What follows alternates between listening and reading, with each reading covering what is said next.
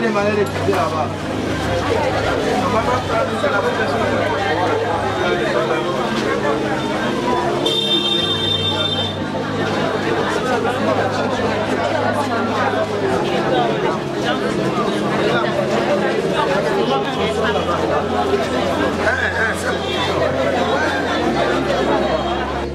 Alors porter le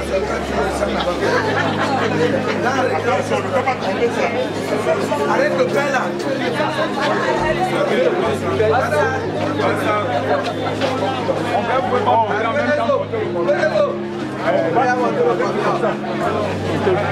Attendez d'abord,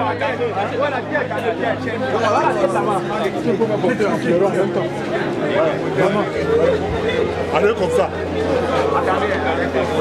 Non, dans la voiture. C'est bon. Ça va.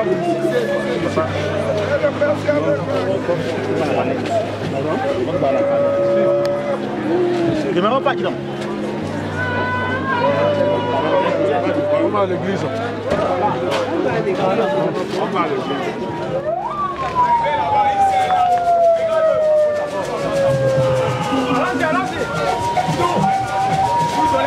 Dès qu'on est dedans, il nous suit.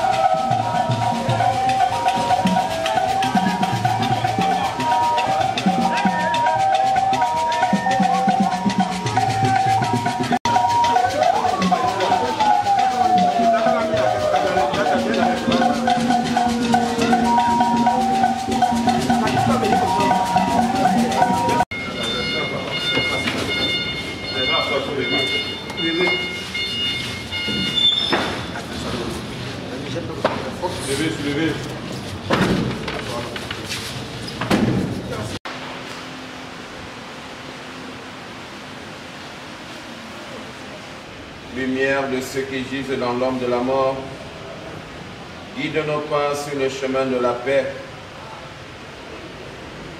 Seigneur, notre frère et père, Joseph Tientu, quitte maintenant sa demeure terrestre, laissant derrière lui la souffrance de ceux qu'il aime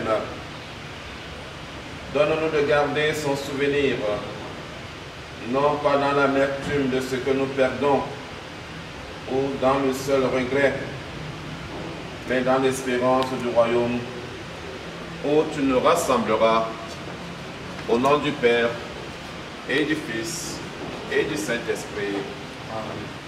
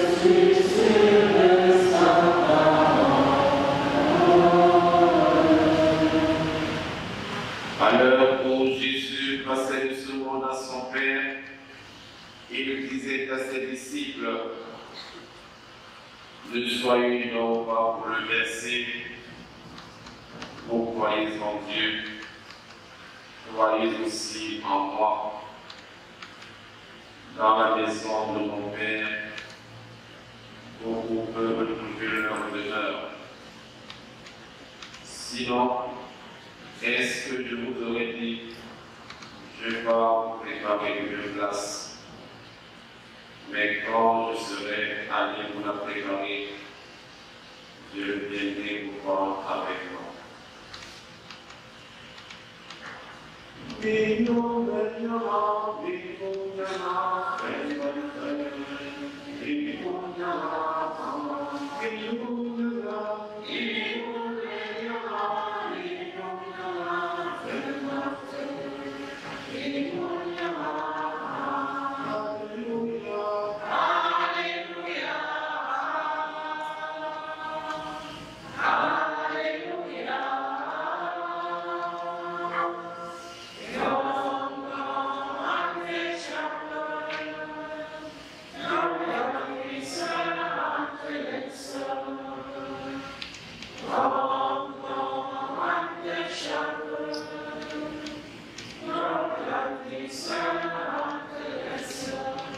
Veuillez vous asseoir.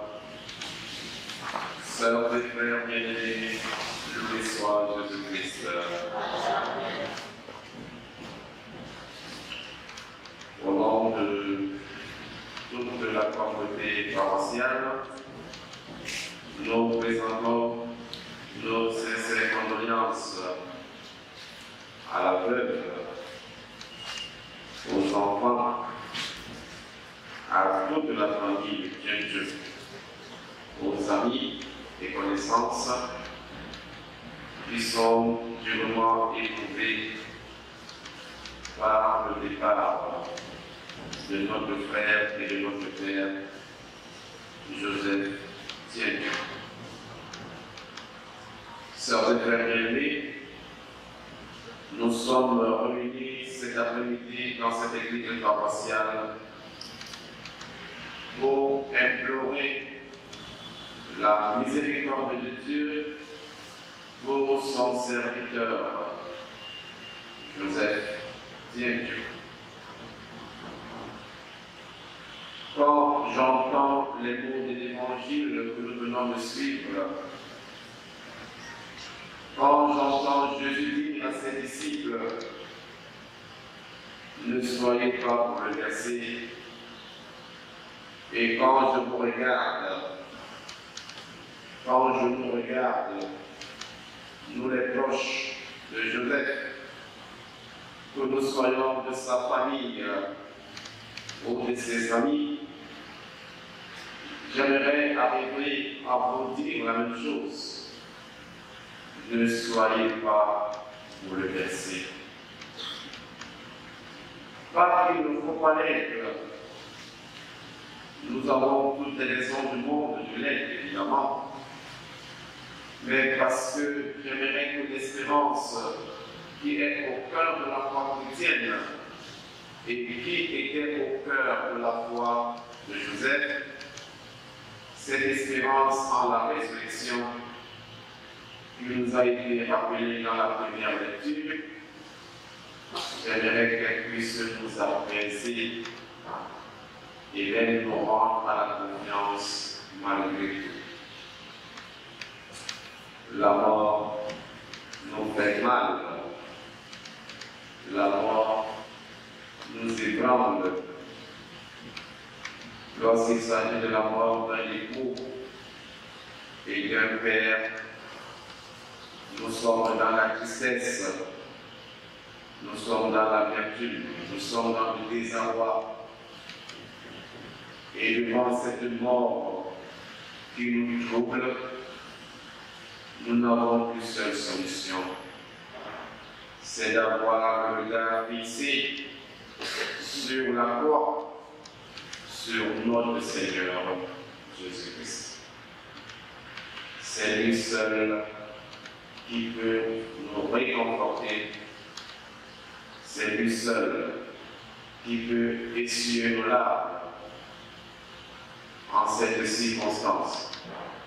C'est lui seul qui est capable de soigner nos blessures. Parce que le Seigneur Jésus est passé par la souffrance et par la mort. Il a fait cette expérience avant nous. Ayant été nos plus dévanciers, nous ayant précédés dans la souffrance et la mort, il est placé mieux que quiconque pour nous réconforter et pour nous essuyer de larmes en cette circonstance triste. Dans la première lecture que nous avons suivie, chers frères et sœurs, tirée de l'Épître de Saint Paul aux Romains, Saint Paul nous exhorte à revenir toujours à l'essentiel. Dieu seul est absolu et la vraie vie est éternelle. Tout le reste est second, sans pour autant être secondaire. Aucun d'entre nous ne vit pour soi-même. Aucun d'entre nous ne meurt pour soi-même. Dans notre vie, comme dans notre mort, nous appartenons au Seigneur. En d'autres termes, nous sommes donnés au Seigneur. Nous l'avons accepté comme Seigneur. Donc nous sommes à lui. Vivre pour le Seigneur, c'est chercher à lui plaire. Non par contrainte, mais en réponse à son amour et dans la joie. Et nous venons d'entendre Jésus nous dire qu'il est le chemin, la vérité et la vie. J'entends ces mots comme une invitation à croire que cheminer avec lui et l'associer à notre chemin de vie nous ouvre à la vie de Dieu, la vie éternelle, la vie pleine, qui nous est promise et qui est déjà commencée depuis notre baptême. J'entends aussi ces mots comme une invitation à lui faire confiance au-delà des questionnements et des preuves, confiant qu'il est la vie, qu'il veut la vie, qu'il la veut pour chacun de nous, pour Joseph, qui est maintenant dans les bras de Dieu et pour qui nous prions cet après-midi. J'aimerais cet après-midi que nous usions cette confiance en Jésus qui nous dit que quoi qu'il arrive, si nous l'associons à cette confiance, si nous l'associons à notre chemin de vie, alors il nous prendra auprès de lui. En effet, mes chers frères et sœurs, peu de temps avant sa passion, le Seigneur dit à ses disciples, je pars vous préparer une place. Jésus ne nous laisse pas orphelins. Son départ n'est pas un abandon. Il part, il est notre dévancier, il balise le chemin. C'est une parole de réconfort, c'est une parole d'assurance pour les disciples que nous sommes. Les disciples étaient attachés à ce maître. Ils le voient partir, ils savent que son heure est venue, mais ils savent aussi qu'ils ne seront pas oubliés, qu'ils seront encore, qu'ils ne seront pas abandonnés, qu'ils seront accueillis et même attendus au terme de leur voyage d'ici-bas vers le royaume. Il me semble que cette phrase de Jésus, je pars pour préparer une place, a une signification profonde. Jésus veut nous disposer pour que, une fois arrivés, nous puissions, au-delà de toute espérance humaine, vivre et déployer tout ce qui est en nous, tout ce en quoi nous avons pu aspirer et qui peut-être n'a pas pu être pleinement vécu, même dans la vie aussi remplie que celle de notre frère Joseph. Jésus nous prépare de place afin que chacun puisse se dire, certes ma vie terrestre, il y a quelque chose de plus heureuse, des choses sont achevées, des injustices même, mais dans ce nouveau déploiement de mon aide dans le royaume, aura lieu comme une revanche de Dieu et la mienne sur le mal et l'action. Joseph, je ne l'ai pas personnellement connu, mais au regard des témoignages recueillis ici et là, il ressort que notre frère Joseph se voyait l'objet de la bienveillance de Dieu aimé de Dieu depuis toujours et pour toujours, ce qui entraînait chez lui une relation d'amitié profonde avec son Seigneur Jésus-Christ. Homme de prière, très attaché au Christ, d'une foi solide, ancrée dans la parole de Dieu, en suivant le chemin de l'amour et en se dédiant essentiellement au service de ses frères et sœurs, notre frère Joseph nous laisse un testament d'amour. Joseph avait une vie intérieure profonde, une vie de confiance entière en son Dieu, soutenue par la prière, par l'Eucharistie et la dévotion à la Vierge Marie. Vous pourrez voir dans le programme une de ces photos prises à la Grande Maria de notre paroisse. La photo de son programme de deuil pour montrer que Joseph avait une relation particulière avec la Vierge Marie.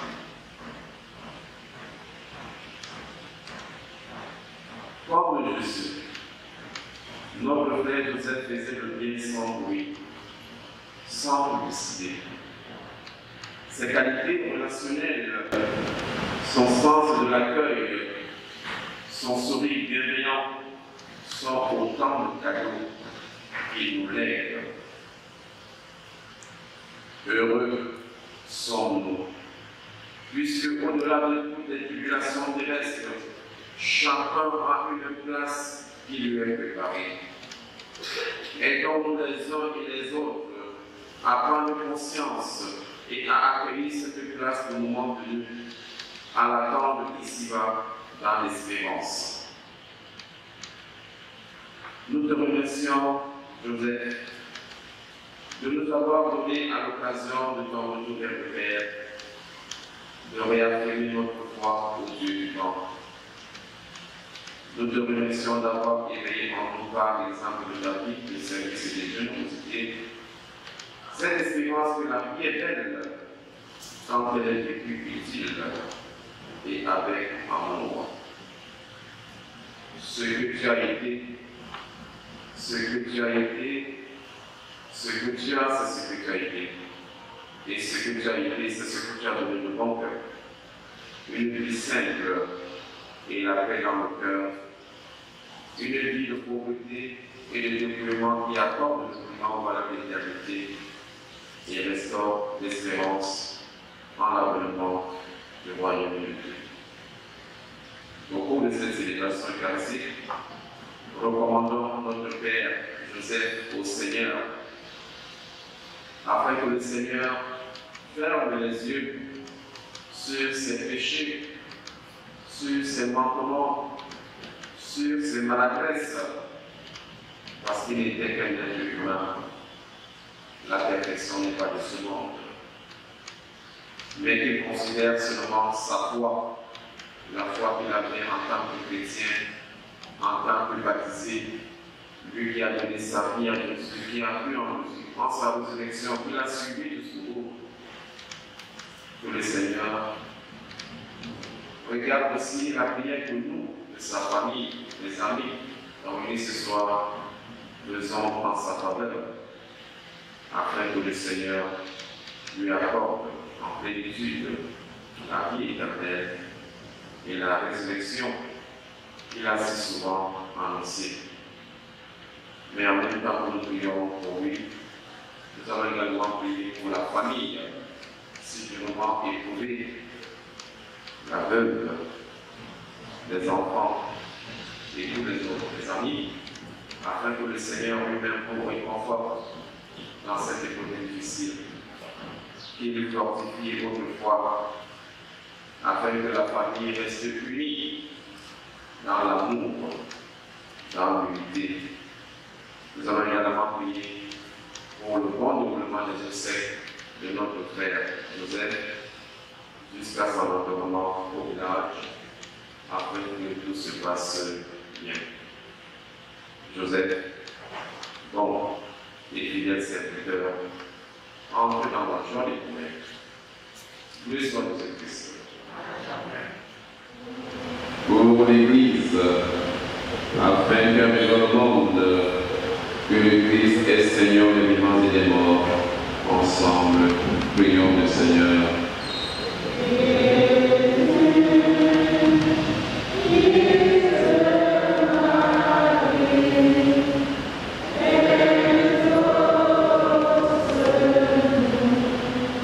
Notre frère Joseph, avec une dévotion particulière à la Vierge Marie, confions-le à la tendresse maternelle de la Mère du Ciel, la Vierge Marie, afin qu'elle intercède pour le repos de son âme auprès de notre Seigneur Jésus-Christ en disant: Je vous salue Marie, pleine de grâce, le Seigneur est avec vous. Vous êtes bénie entre toutes les femmes, et Jésus, le fruit de vos entrailles, est béni. Sainte Marie, Mère de Dieu, priez pour nos pauvres pécheurs, maintenant et à l'heure de notre mort. Prions le Seigneur. Dieu qui aide tous les hommes et toutes les femmes, et ne veut en peine aucun, permet que la prière de ton Église serve au salut des vivants et des morts, spécialement au salut de ton serviteur, Joseph, tiens Dieu la matin. Nous te le demandons par Jésus-Christ, mon Fils, notre Seigneur, notre Dieu, qui règne avec toi le Saint-Esprit, maintenant et pour les siècles des siècles. Amen.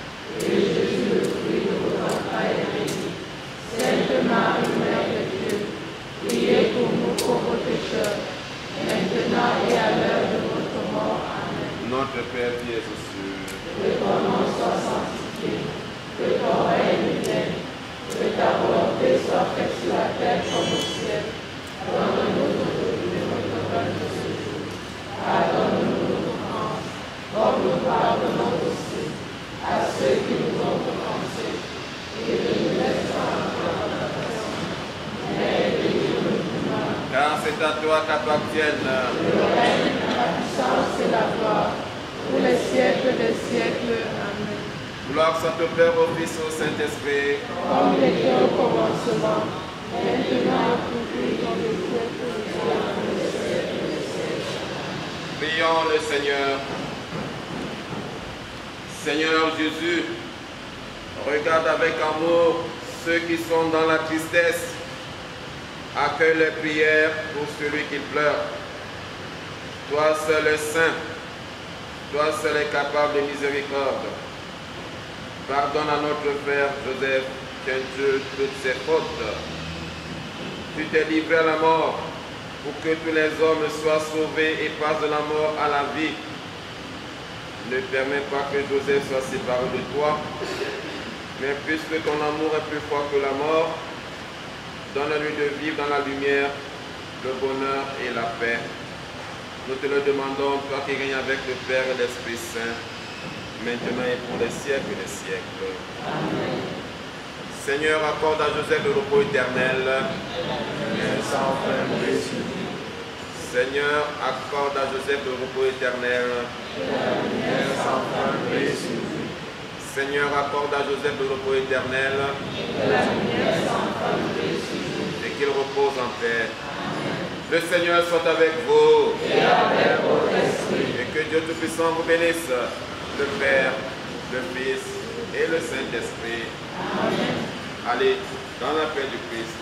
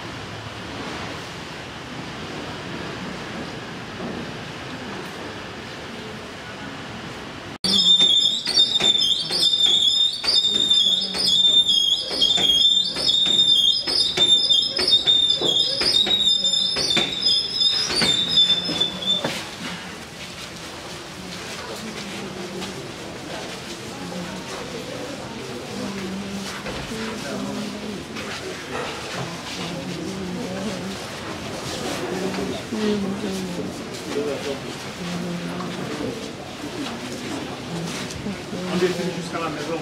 Oui. On va faire 3 ans. Pour 4. N'ayez pas peur, on occupe dès qu'on descend, on occupe toute la route jusqu'à la maison.